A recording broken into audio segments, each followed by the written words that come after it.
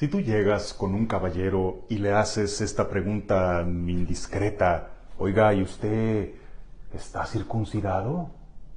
Ay, pues será una pregunta bastante ociosa y morbosa en estos tiempos. Pero en la época en que se narran los sucesos descritos en el libro de los Hechos de los Apóstoles, esta no era una pregunta irrelevante, era una pregunta de suma importancia. Si estudiamos el Antiguo Testamento nos daremos cuenta de la importancia que tenía la circuncisión, porque era una señal de la alianza, era la marca de que eres un varón que pertenece al pueblo de Dios, no puedes no tenerla. Entonces, esto era una convicción que todo fiel judío tenía y tiene muy arraigada. No era una cuestión optativa o únicamente higiénica o preventiva. Era una señal de pertenecer al pueblo de Dios y sin la cual, pues obviamente, no se puede uno salvar. Pero, ¿qué sucedía en tiempo en que se formaban las primeras comunidades cristianas? Pues que a la nueva fe la abrazaban tanto los provenientes del judaísmo como provenientes del paganismo, o sea, hermanos que no eran judíos, que profesaban antes otras religiones grecorromanas, y ellos no contemplaban la circuncisión. Pero ¿qué pasaba? Que los cristianos de origen judío, diríamos, ellos habían salido del judaísmo, pero el judaísmo no había salido de ellos. Estaban todavía con esa mentalidad de que la ley de Moisés se cumple porque se cumple. Entonces, ellos al tener ahora que coexistir con otros que habían sido paganos, dicen, ¿cómo? O sea, ¿estos no tienen la circuncisión? No pueden pertenecer a la iglesia si no tienen la circuncisión. No pueden entrar al reino de los cielos si no tienen la circuncisión. Bueno, y esto no fue un asunto menor.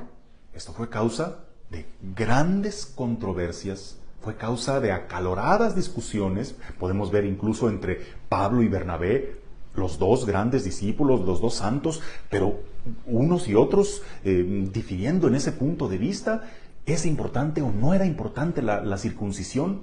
Bueno, eso fue un asunto de la mayor importancia que tuvo que debatirse en uno de los primeros concilios que se hicieran en la iglesia, pidiendo al Espíritu Santo les ayudara entre controversias y desacuerdos a dilucidar la verdad.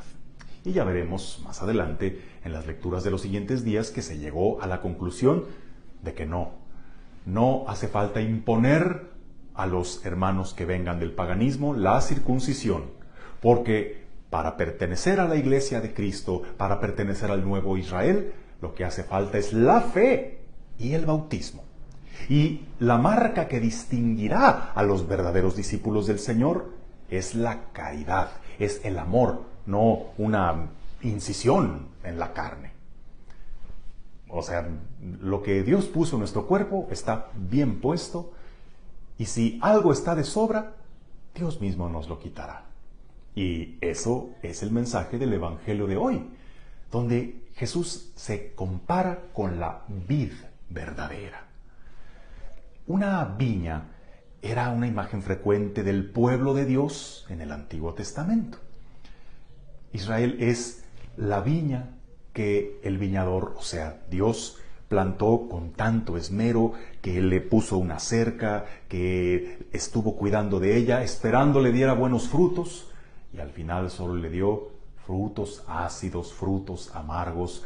Israel es la viña ingrata, la viña que ha sido saqueada, pisoteada por los pueblos paganos, que ha sido arrancada y trasplantada en otros territorios y ahí ha echado raíces. Bueno, con mucha frecuencia se usa la imagen de la viña para referirse al pueblo de Israel. Bueno, pues Jesús es el nuevo Moisés, la iglesia es el nuevo Israel, y por eso ahora Jesús se compara con la vid verdadera, con el mensaje para sus discípulos de que ellos eran las ramas, los sarmientos de esa viña y Jesús era el tronco. Y obviamente una rama separada del tronco no puede dar frutos.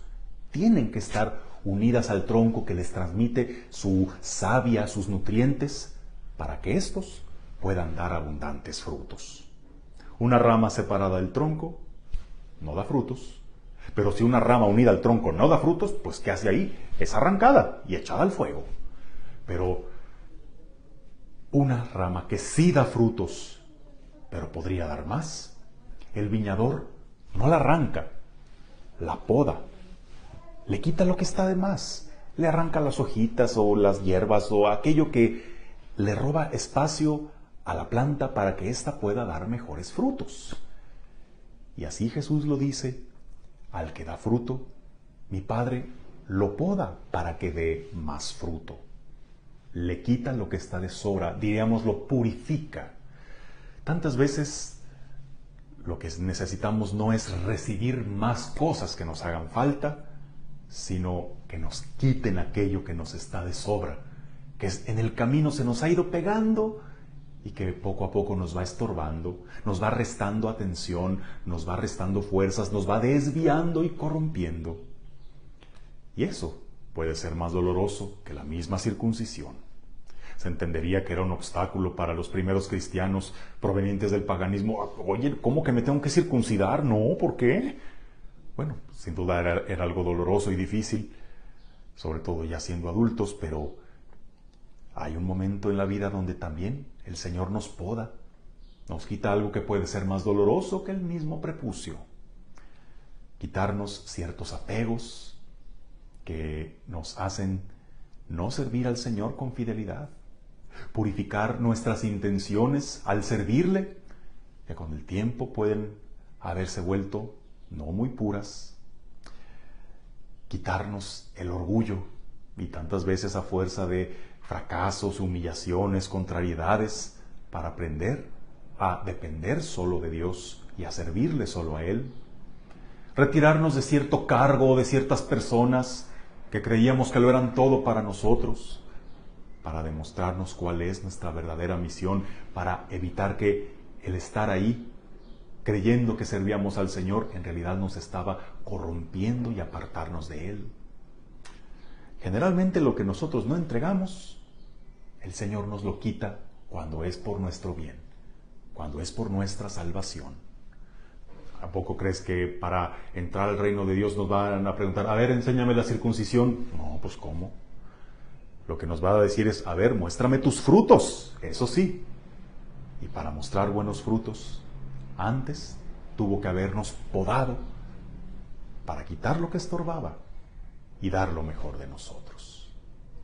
Por eso que la cuestión de la circuncisión, a ti, caballero, no te mortifique, pero que sí estemos dispuestos a desprendernos de alguna otra cosa de la que el Señor tenga que podarnos para dar así los frutos esperados. Que tengas un bendecido día, en el nombre del Padre, y del Hijo, y del Espíritu Santo. Amén.